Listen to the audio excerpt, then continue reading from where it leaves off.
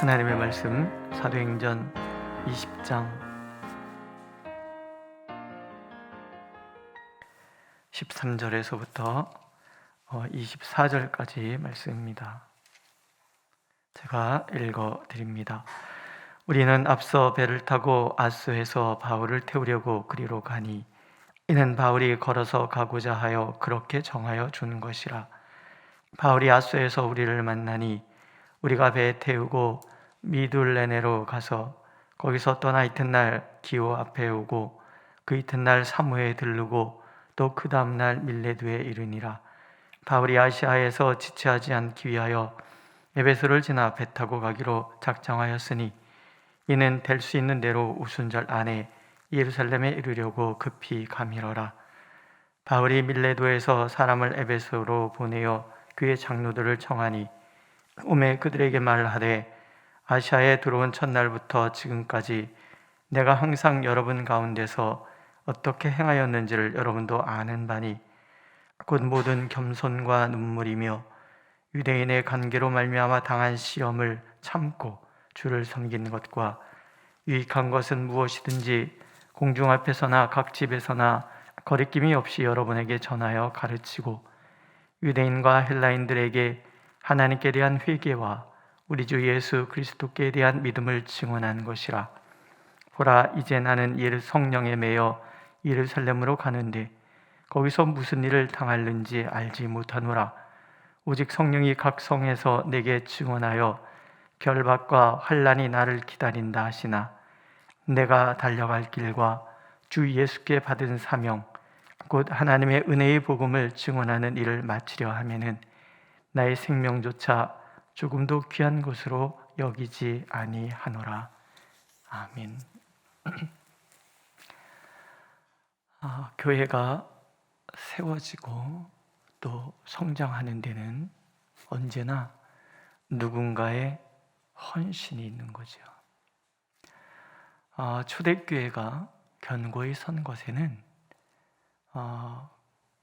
그 교회가 서도록 헌신한 누군가가 있습니다. 사도행전은 그 누군가에 대한 이야기를 들려줍니다. 물론 주요 인물은 베드로와 스데반과 빌립과 그 다음에 바울 사도입니다. 하지만 이들이 초대교회를 다 세운 건 아니죠. 이들을 대표로 한 그 많은 사람들이 등장을 하는 거예요. 바울 사도가 이제 에베소를 지나서 3차 전도 여행을 마치려고 합니다. 그의 마지막 종착점은 예루살렘이었던 것 같아요. 에베소를 지나가면서 장로들을 부르죠. 장로들을 불렀다라는 얘기는 그 교회마다 사도가 장로를 세웠다라는 거예요. 이 장로는 우리가 알고 있는 장로들을 얘기하기도 합니다. 장로에는 두 가지가 있습니다. 치리와 말씀을 전하는 장로, 그 사람들을 우리는 목사라고 얘기를 하죠. 목사 장로죠. 그 다음에 치리와 성도들을 섬기고 신앙의 상태를 살피며 도와주는 장로, 우리가 말하는 장로가 있습니다. 이때 장로들은 둘 다를 포함했던 것 같아요. 성도들의 심령을 살피고 바울에게 배운 대로 그 말씀을 전하고 일으키고 견고하게 하고, 그래서 교회가 성장하도록 그렇게 헌신한 사람들인 거죠. 바울 사도는 그들을 불러서 마지막 당부를 하는 거예요. 아마 예견했던 것 같아요. 각 성에서 성령이 말씀하시는데 너에게 환난과 결박이 기다리고 있다. 그런데 물러나지 않습니다. 그 길을 가는 거예요. 그래서 마지막으로 자신이 세운 교회들의 그 장로들 또 성도들을 세우는 거예요. 우리 앞에 보면은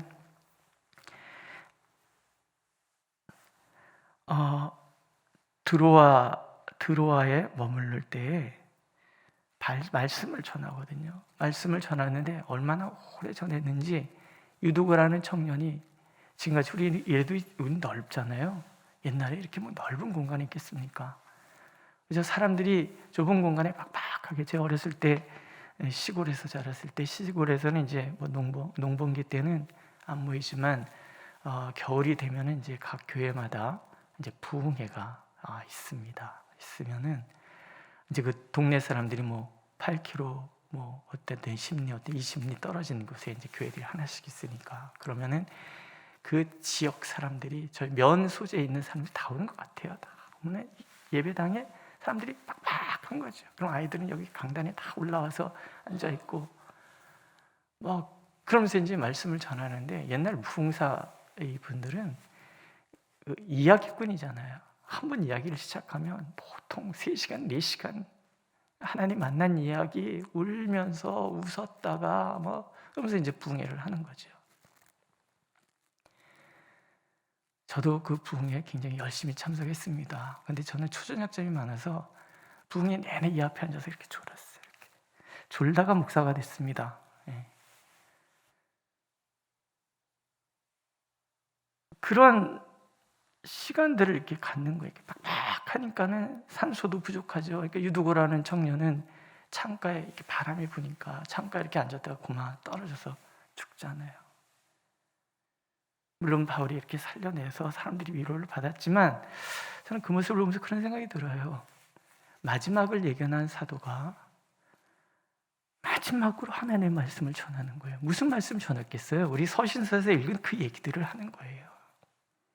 창세전부터 우리를 예정하신 하나님께서 예수 그리스도를 통해서 우리를 구원하셨는데, 우리의 구원은 우리의 노력에 의해서가 아니라 하나님께서 하나님을 향한 믿음으로, 그 예가 아브라함이고 뭐 이런 이야기들을 들려줬겠죠. 그리고 우리가 어떻게 살아야 되는지 이 얘기를 밤새도록 하는 거예요. 밤새도록. 요즘 이렇게 설교했다 하면 난리 날걸요. 저한테도 30분 이상 넘으면 막 눈총 주거든요. 설교는 20분 안에 끝내셔야 된다고 계속 눈총 주는데, 제가 여기서 1시간만 떠들어 보세요. 아마 가세요 빨리, 불미스럽습니다 이렇게 그럴지도 몰라요. 이때는 그 밤새도록 하나님의 말씀을 전하는데도 사람들이 떨어져 죽을지언정 말씀을 듣는 거예요. 그리고 사도는 말씀을 전하는 거예요. 그렇게 교회가 선 거예요. 오늘 우리가 복음을 받아들이는 것이 얼마나 행복하고 복된 일인지를 우리가 이들의 헌신을 통해서 오늘 깨닫는 거죠. 그 장로들에게 사역자의 자세에 대해서 우리에게 들려주죠. 첫 번째는 겸손과 눈물과 인내예요. 19절에 보면 모든 겸손과 눈물이며 유대인의 관계를 내에 당한 시험을 참고 주를 섬긴 것, 이렇게 얘기를 합니다. 겸손이 뭡니까? 내 안에 강함이 있어요. 이 뭐 무기력해서 이렇게 굽신대는 것을 겸손이라 얘기하지 않아요. 내 안에 강함이 있어요. 그런데 그것을 드러내지 않는 거예요. 빌립보서 2장 5절에서부터 11절까지는 예수님에 대해서 얘기해요. 예수님의 마음, 너희 안에 이 마음을 품으라. 곧 그리스도 예수의 마음이니, 그 마음이 어떤 마음이냐면 겸손. 그는 근본 하나님의 본체시나 하나님이시라는 강함이 있어요. 그걸 버리시는 거예요. 그리고 인간으로 오셔서 죽기까지 섬기시는 거예요. 이걸 겸손이라고 그러는 거예요. 누가 나 무시하면은 못 참죠. 못 참아요. 지까짓 게 뭔데, 내가 누군데. 예수님은 안 그랬다라는 거예요. 사람들이 조롱하고 비방하고 하나님 함부로 대하잖아요. 하나님이신 예수님을. 그런데 아무 소리 안 하시는 거예요. 이게 겸손이라는 거죠. 내가 누군데 이랬으면 벌써 다 죽은 거죠. 안 그러시는 거예요. 교회를 섬김에 있어서 제일 중요한 덕목이 하나가 겸손인 거죠. 말이 많잖아요. 그래서 우리 신앙의 선배들은요, 침묵의 영성을 가르쳐줬어요. 말하고 싶을 때 입 다무는 거예요. 참고 참고 참고. 나의 강함이 있지만 드러내지 않는 마음. 또 하나는 눈물이에요. 눈물도 비슷한 거죠. 강함이 있지만 사용하지 않는 거예요. 그러니까 눈물 나는 거죠.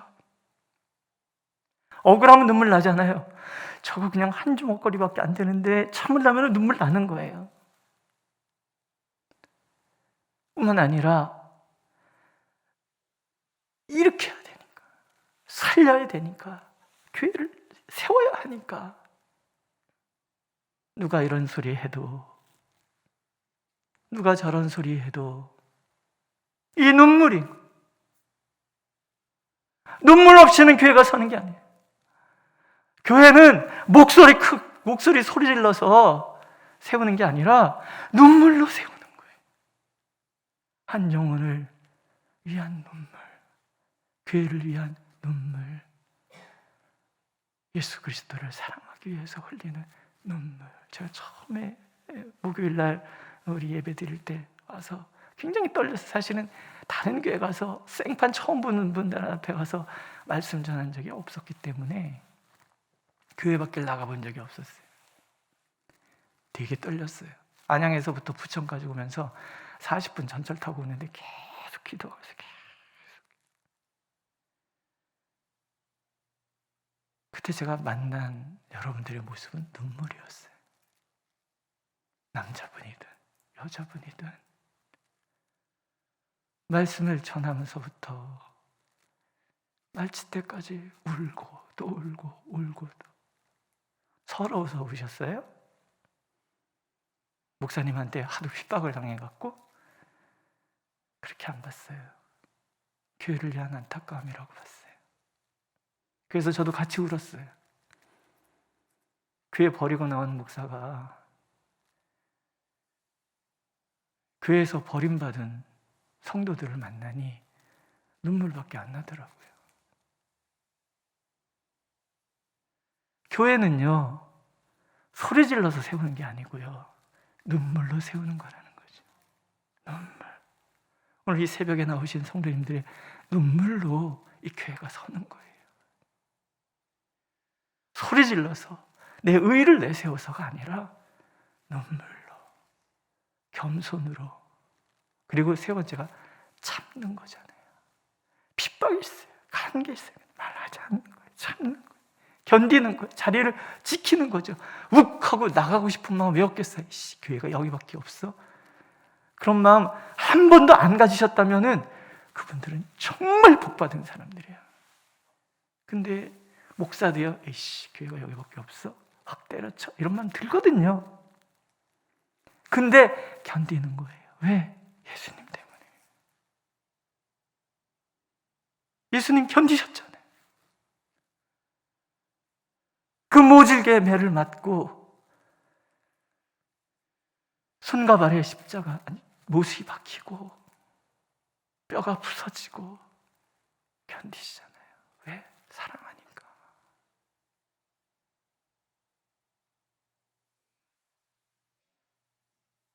네 번째는 용기예요. 유익한 것은 무엇이든지 공중 앞에서나 각 집에서나 거리낌이 없이 너에게 전하여 가르치고 유대인과 헬라인들에게 하나님께 대한 회개와 우리 주 예수 그리스도에 대한 믿음을 증거한 것이라. 유대인이나 헬라인이나 누구든지 유익하다면 거리낌 없이 전하고 가르치는 거예요. 예수 그리스도에 대한 믿음, 누가 뭐라든 하나님의 말씀이라면 전하는 거죠. 이게 대단한 용기인 거예요. 사실은 그렇게 되잖아요. 눈치 보거든요. 아무리 저는 할 말, 지금까지 생각해보면 할 말 다 하고 살았거든요. 부목사 때도 할 말 다 했어요.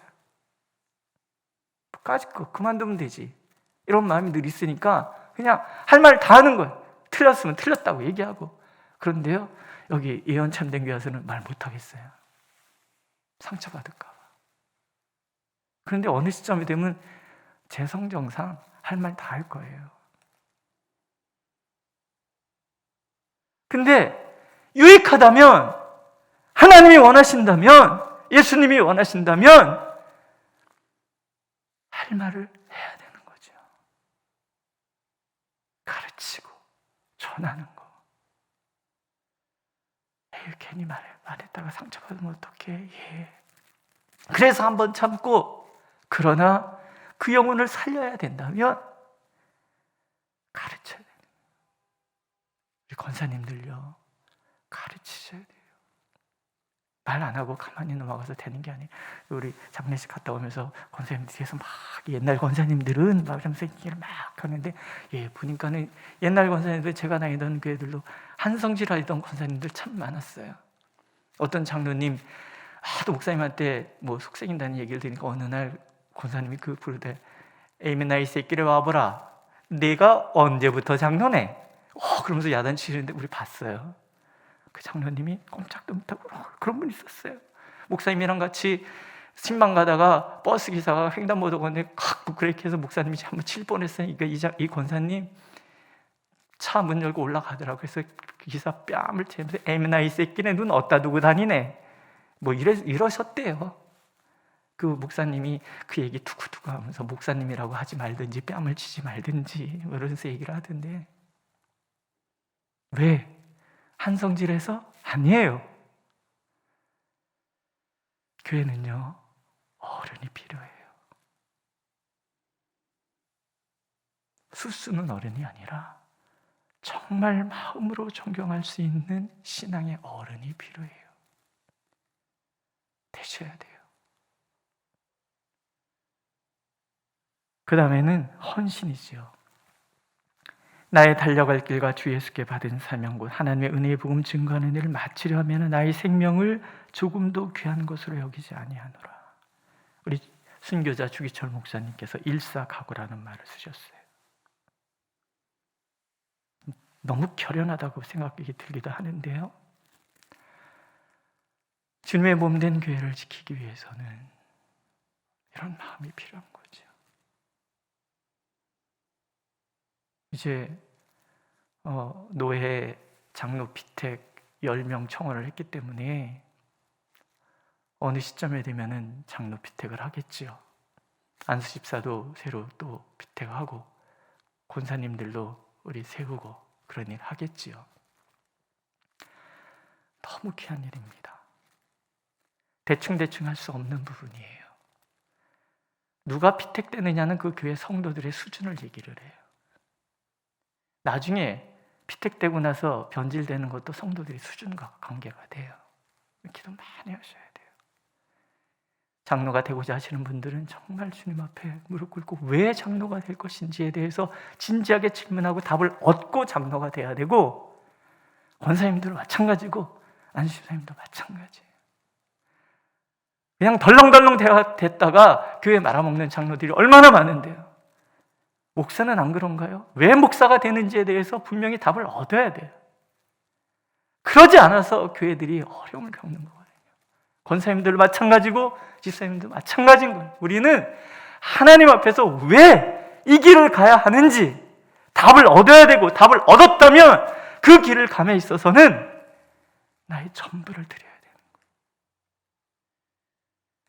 예수님께서 우리에게 전부를 주셨기 때문에 우리 또한 그분께 전부를 드리는 거예요. 전부를 드리지 못한다면 답은 한 가지 아니겠습니까? 전부를 주신 예수님의 사랑을 모르고 사는 거죠. 뭐 신앙의 모양만 있는 거지 신앙은 없는 거죠. 오늘도 우리는 사도의 이 고백 앞에서 겸허해질 필요가 있습니다. 이분은 이렇게 살았구나. 그러니 마지막 죽음 앞에서 나의 달려갈 길을 다 하였다라고 당당하게 말할 수 있지 않았는가? 하나님께서 나의 증인이라고 말할 수 있지 않았겠는가? 오늘 우리는 그렇게 하나님 앞에 서야 돼요. 하나님이 나의 증인이시라는 거. 나의 겸손과 나의 눈물과 나의 용기와 나의 참음과 헌신에 하나님이 증인이 되시는 거. 저는 이 말씀 앞에 자신이 없어요. 부끄럽죠. 그러나 성도님들은 아닌 줄로 믿어요. 우리의 그 눈물과 겸손과 헌신과 또 용기, 그 참음이 이 교회가 예수님이 역사하시는 교회가 되도록 만드는 줄로 믿습니다.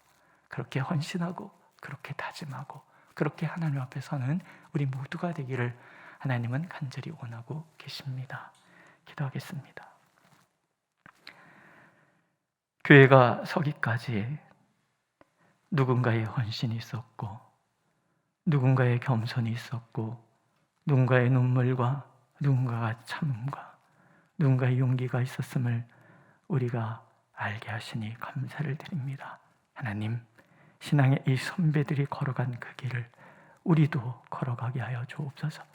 늘 부족함만 보이는 저희들이 오나 주님 붙들어 주셔서 이 교회 주님 교회 되게 하시고, 이곳에선 오직 주님의 말씀만이 선포되게 하여 주시고, 인간의 모든 연약함은 주님의 은혜로 덮씌워져서 그렇게 사랑하고 또 사랑하는 교회 되도록 하나님 우리를 인도하여 주옵소서. 예수님의 이름으로 기도드렸습니다. 아멘. 하늘에 계신 우리 아버지, 아버지의 이름을 거룩하게 하시며 아버지의 나라가 오게 하시며 아버지의 뜻이 하늘에서와 같이 땅에서도 이루어지게 하소서.